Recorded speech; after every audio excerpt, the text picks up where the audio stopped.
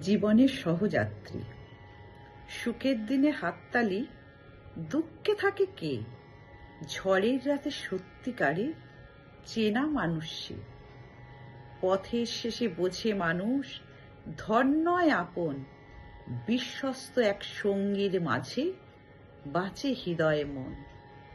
একলা ঘরে নীরবতা শব্দ হয়ে কাঁদে, দুটি মনের বিশ্বাসী যে আলো জ্বালে রাতে।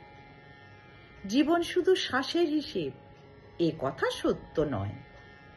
ভাগ করে নেওয়া অনুভূতিতে বেঁচে থাকার জয়। তাই তো মানুষ চায় সাথী, স্বার্থের জন্য নয়। দুটি প্রাণীর মিলনেই গড়ে জীবনের পরিচয়।